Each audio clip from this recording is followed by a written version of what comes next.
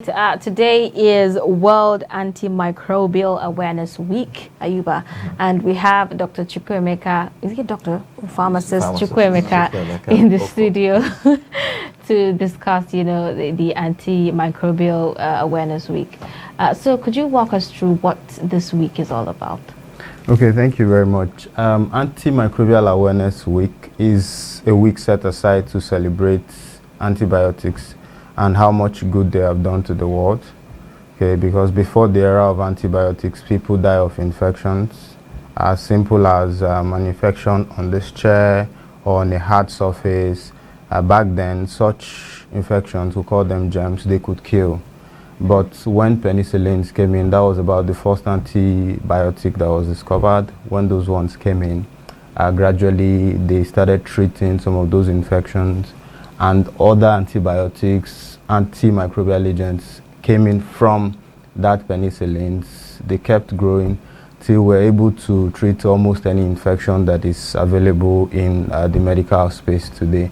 So this week is a week set aside by the United Nations and the World Health Organization to celebrate how much contribution antibiotics has done to the world, and to also create awareness that antimicrobial resistance, which is a thing now, a very serious one, is something we should really give some thought to and be deliberate about trying to stop it. Because what antimicrobial resistance does is it makes the antibiotics we take, it makes them no longer work.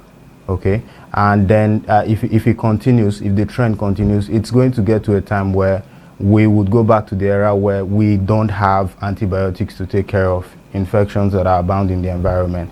And with that, you see people begin to die of common illnesses that ordinarily could have been treated.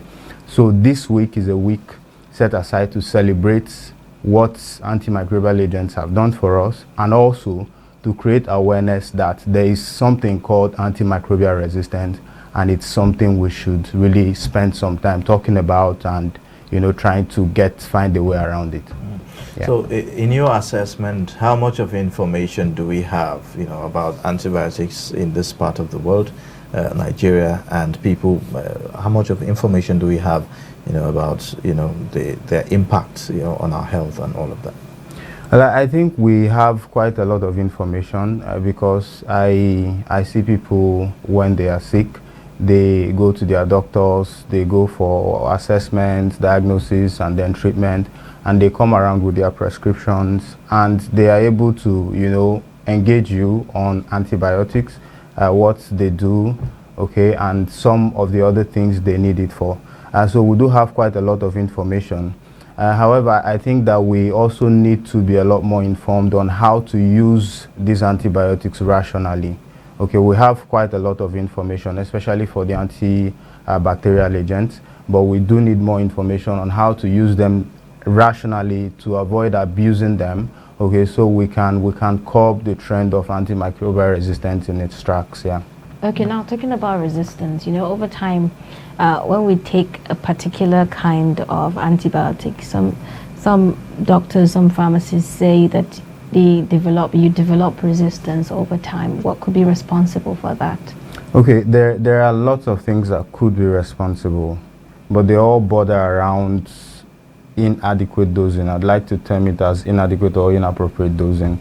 Inappropriate dosing in the sense that if you overdose it, over time it could cause resistance. If you underdose it and you do it over time, it could also cause resistance. Okay, so these are the key causes. Okay, so it borders around overdosing or underdosing it, not taking the appropriate dose. Then when you take it for too long, say the recommendation is that you're supposed to take it for maybe 7 days from your doctor, and then maybe out of your own volition you feel, okay, taking it 14 days would give me better results, and you go ahead, take it that long, it could also cause resistance when it's done repeatedly. So the key cause is the dosing, inappropriate dosing. And again, when you misuse it, for instance, if you are treating, say, a respiratory tract infection of the throat, the nose, or the ear, and then you take an antibiotic that is not meant for that indication, okay, maybe due to a prescription mistake or something of that nature, it could also lead self-medication. Or maybe self-medication, thank you. Or maybe self-medication, yes. Sometimes people feel like, okay, I think this is what's wrong with me. Let me take this. Exactly. That in itself, how does that contribute? It contributes a lot, okay, in that antibiotics or antimicrobial agents, they are meant, we call them indications, okay? There are antibiotics for different indications. If someone is dealing with a urinary tract infection, okay, male or female, there are antibiotics that their main focus is that urinary tract infection. Okay, if someone is dealing with something that is respiratory, there are antibiotics that focus particularly on that indication. Okay, so when maybe, say, because what I see mostly in practice is somebody will just walk into the pharmacy and say, give me Ampiclos. Okay, and it's my job to ask you, why do you want to take Ampiclos? Okay, and then when you begin to inquire, you find out that sometimes my friend said he has used this and it worked for him. Okay, so give me. Okay, and you do not know that there are a whole lot of dynamics behind that medication. So when I inquire, I get to recommend something that is best, or most times I tell them to go to their doctor first, because normally you're not supposed to take an antibiotic without a test and all of that. Okay, so that self-medication contributes a lot in that it could lead to misuse, it could lead to abuse, it could lead to underdosing, it could lead to overdosing, it could lead to using the antibiotic for a period of time that you are not supposed to use it for. Okay. How dangerous is that? You know, because people seem to, take this really for granted. They feel like, well, I can just do this thing. And so how does it affect even in terms of treatment when, you now eventually, after you've done all that you feel to do, it hasn't given you any result and you decided, okay, let me just go to the hospital. And how complicated does it make the treatment or whatever it is? Okay, this is the thing. Let me just put it in very plain terms. Before the era of antibiotics, people die of infections because they could not get treatment. That is how dangerous it is. If we continue to do it that way, it would get to a time where pharmaceutical companies are no longer producing antibiotics because they don't see the need to. Why should I spend billions on drug discovery for a medication that maybe use it 10 years? It will no longer work. Doctors will no longer prescribe it because it's not working. Okay, so why should I spend billions making such drugs when 10 years down the line, it's out of form? Okay, so what that will cause is that it would get to a time pharmaceutical companies are no longer producing. The ones we have, they are no longer working. So there will be no antibiotics again to take care of these infections. So when it gets to that time, we will just have to go back to that area where people die for common infections that ordinarily we could have treated with this antibiotic. So that's how dangerous it is. Okay, What about on the individual? On the individual level, it could cause treatment failure. Okay, you treat, I've seen people take antibiotics for 10, 14, like that, and they still come back to tell you that it did not work. Right. It did not work. Okay, then when I begin to inquire, how did you take these antibiotics? Why did you take it? Was there a prescription? Did you see a doctor before taking it? Okay, and the answers you get will just tell you this person did not take it right, did not do the right thing. Okay, so it could result to treatment failure. And in such cases, say people like that are admitted to a hospital, it could also place financial burden on them because there's treatment failure from something you spent money taking already, and then you're in the hospital to start another whole regimen of antibiotics, of which you're going to pay for. And in another light, when you take medications like that for too long, it could also lead to organ damage. The liver, the kidney, because these things we're taking in, the body is going to have to deal with it. The liver is going to have to break it down. So when it's done its job, the liver is going to have to break it down so it will get out of the system. Okay, so when we take them carelessly, it could just lead to that treatment failure, financial burden on the patient, and in very extreme cases, organ damage. Okay. There's this particular issue I've been trying to find out. Sometimes when you go to the pharmacy or to the hospital, when they recommend drugs, they sometimes tell you you're supposed to take this for so hours or for so times. And then most of the time, I'm also guilty of that. So when they tell me take it at this time, I might not be able to take it at that time. Does this have any effect on the way the antibiotics works in your body subsequently? Yes, it does. Okay. It does, because the quantity of antibiotics in your blood, because when you take it, your body breaks it down, it gets into the bloodstream. That's when it starts working. Okay, so there has to be a particular concentration, a particular quantity in your blood for it to work effectively. That's why you're told to take it at this time, because it is at those specific times that you're going to get the best concentration, the best quantity in your blood to achieve maximum result.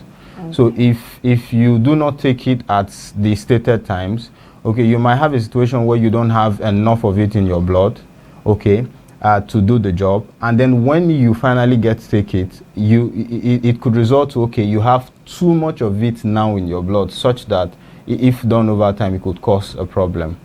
Yeah, so not taking it at the specified times could also be problematic, yes. Okay, so there's another temptation here.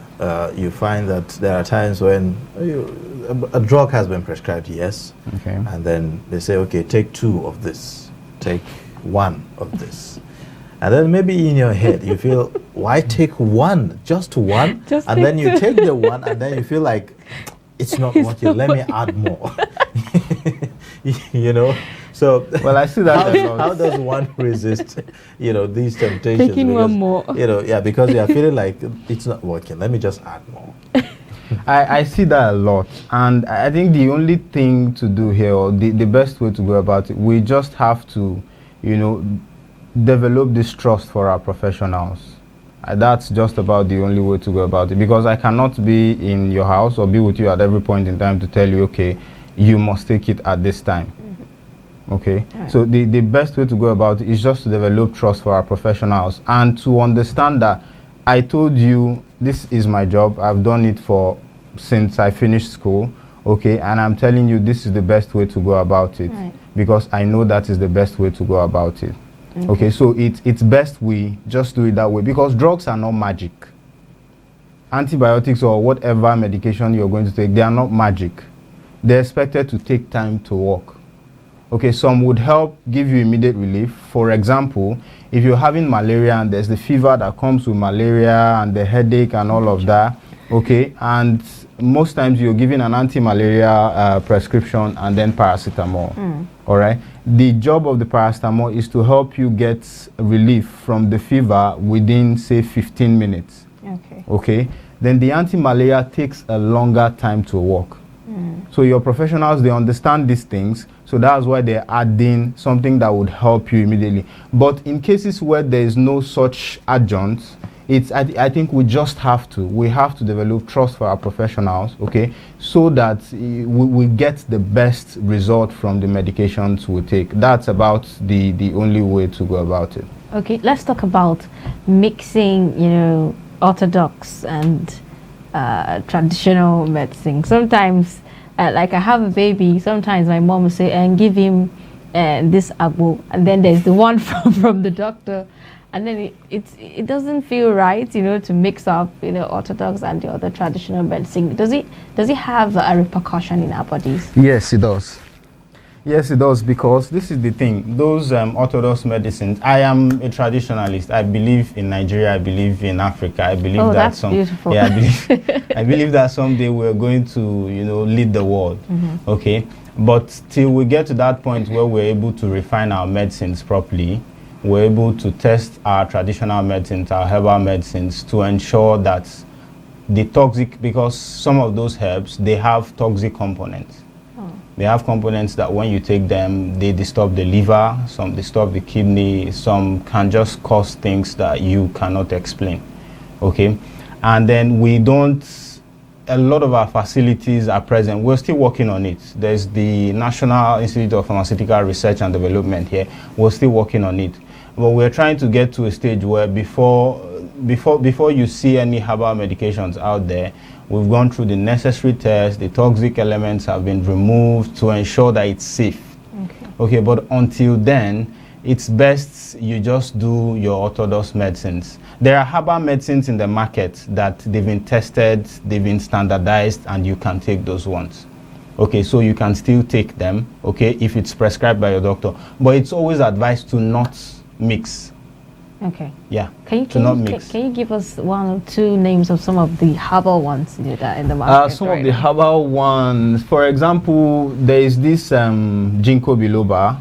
It is gotten from a herbal. I've forgotten the. There's ginkgo biloba. There's even the ginger. Okay, the ginger. Yes, there's the ginger. There are ginger supplements that have been pressed from raw ginger and formulated into tablets, some soft gels, so people can take them. Okay, so there are others in that line. Those ones have been tested, they've been standardized. Okay, so if you have a prescription from your doctor, you can go ahead and take them. But if there would be a need to mix medicines, your doctor or your pharmacist will tell you that you can go ahead and mix these ones. Because there's another thing, there's something that interaction is another thing we see in the medical field. Right. Okay, if you take two medicines and they are not supposed to go together, they can cause an interaction that could be harmful to the body. Okay, so that's why you always advise, do not mix. Do not mix.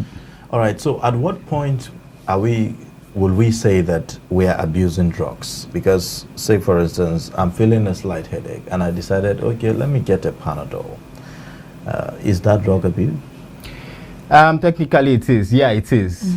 Okay, if you just go to maybe a roadside store and give me paracetamol and they give you paracetamol, okay, and you go your way, that could be termed as drug abuse, okay, because you did not seek the advice of a professional before taking it. Oh. So because most times, so for everything that you feel in your body, we need to go to the hospital. It's you have best to call a doctor or you visit a doctor. It's best, and all of that. That's the best option. The reason is sometimes, or most times actually, the paracetamol you're going to get over the counter to take might not be good for you. Okay. The doctor has your file in the hospital, he has your history, your pharmacist also has your history, okay? And with your history, we can tell which drug will be good for your body and which will not be. Okay. So if you go over the counter and you just get a medication out of your own volition and you take it, you might be endangering yourself because from your history, except your doctor sits you down and explains everything in detail to you, you might not understand, the full implications of those files they keep in the hospital that contains your history. Okay, so can we attribute over-the-counter medication to self-medication? Are they the same thing? If you get it without the advice of a professional, you can call it self-medication, yes. Oh. Okay. All right, now looking at Nigeria as a country and all of that in terms of seeking medical attention and seeking medical advice, in your assessment, what's the ratio like? How do we do it? I mean, especially if you put it against the backdrop of the fact that we are having, I would say, deficiency of medical doctors, in Nigeria. How do you, assess that? Okay, I know we do have a problem in that area, okay, because we do not have enough doctors. Though I think the World Health Organization, they said that the ratio is supposed to be, I think, 1:600 or thereabout. But in Nigeria, I think we have up to 1:6,000 or even more. Okay, the same thing applies to pharmacists and other professionals in the health space. So we do not have enough. Okay, and what we are trying to do is to ensure that these professionals they work hand in hand, collaboratively, to ensure that we get the best, even while there's the problem of understaffing. Okay, so what we do now, or what is being done, the government is currently doing, is they are trying to establish primary healthcare facilities across Nigeria. Okay, what those primary healthcare facilities will do is to train community health workers and even nurses to take care of basic issues.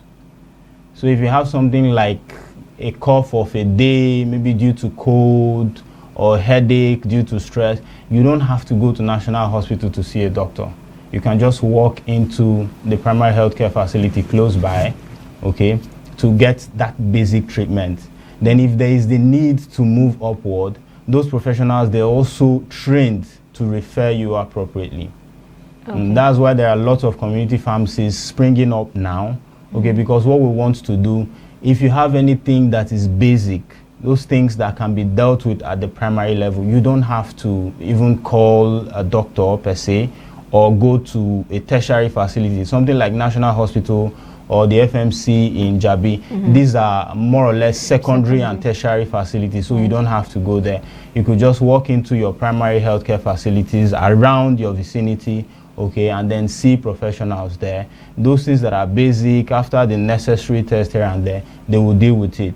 Okay, if there is the need to now refer you, they would refer you. What that does now is to help reduce the burden that healthcare professionals are having to deal with. Okay. Now, you know, is the primary health facility meant to just take care of basic health needs? Because you find out that sometimes in remote villages where there's no access, you know, to tertiary or primary healthcare, tertiary or secondary healthcare facilities. For instance, women that give birth, when emergencies, you know, come up, you find out that most of these facilities do not have the equipment required, you know, to respond to emergencies. For instance, emergency cesarean section and all of that. So I would like to know, is it that the primary healthcare is just meant to take care of basic, you know, small health needs of the people? Okay, the training, because these things are by training, you cannot do what you're not trained to do, because if you try to do that, you're just going to cause more harm. Okay. Okay, so the training is such that they are trained to deal with basic issues, basic health issues only. So if there is the need, that's why that's the place of referral. If there's the need, they are obligated by law and by their training to refer immediately. Okay. To refer immediately. All right, now talk to us about how much we are doing in terms of development of, you know, drugs in Nigeria locally. Of recent, the whole conversation about COVID-19, you know, exposed, you know, everyone, not just the Nigeria, but every country, to the need to be self-sufficient when it comes to certain things, you know, especially in the health sector and all of that.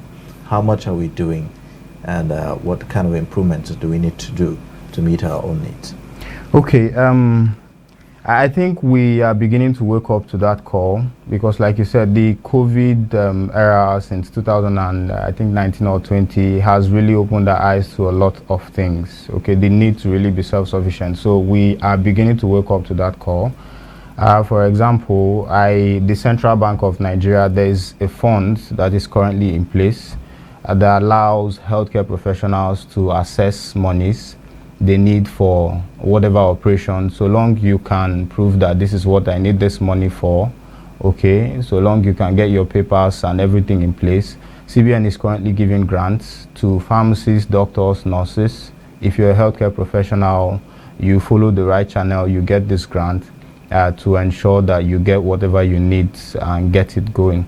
So I believe that is a step in the right direction, because young pharmacists, even the older ones, we are leveraging that grant, okay, to set up local manufacturing facilities, even if it's for excipients only, okay, because in drugs there are two components. You have the main drug and you have the excipients. So we are leveraging that facility and some of the other facilities that are available to ensure that we kickstart our own local manufacturing industries for both the excipients and the drugs alike, so that over time we're able to get sufficient in our own production capacity. We also have the National Institute of Pharmaceutical Research and Development in Edu here. Okay, those guys are doing their best. Okay.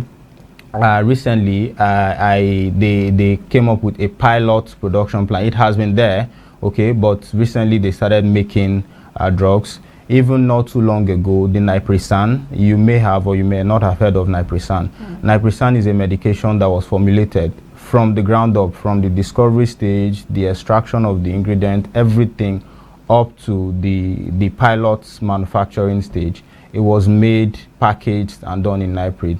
So I believe that once these institutions, agencies like this, corporate bodies and individuals are encouraged, okay, to go into these things, and our government, get the infrastructures in place, because that is also important. That is also important. We don't want a situation where we set up local industries and the competition from importers would not allow them thrive because of the price differences. Right. So I think it's also important that apart from the grants, our government also get into getting infrastructure in place so that the local facilities would thrive. So I believe we've started, we're going somewhere, and in time we would be locally sufficient. Okay, before we wrap up now, talking about differences in price, why are antibiotics expensive? It's not all antibiotics that are expensive, start with. There are those that are expensive because of the ingredient they contain, and also because of the efforts mostly it took to manufacture them. Okay, because when we talk about drug development, it's not just going to an industry, compounding these things and then sending them out. Okay, drug development, you have to start from maybe a herb. Okay, you get the herb and you start the process of extraction. From extraction, you have to now get out the content that you need. Okay, sometimes that could mean sieving through thousands and thousands of molecules in a herb. Okay, so when you do all of that, you refine, you standardize, you now get through regulatory approval.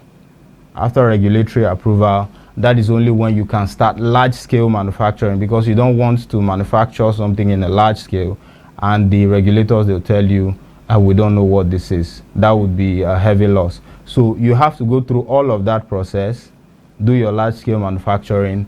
You have to now go through the customs and the logistics and all of that before it gets to the market. So these are some of the things that make the antibiotics expensive, but I can tell you that it's not all of them that are.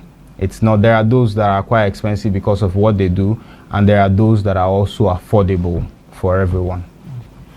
All right, well, thank you so much for coming on the show. We have to end the discussion here. It's been quite interesting having this time with you. Thank you for obliging, and we hope to meet you again. Thank you very much. Thank you. Just have a seat. Have a seat. Okay.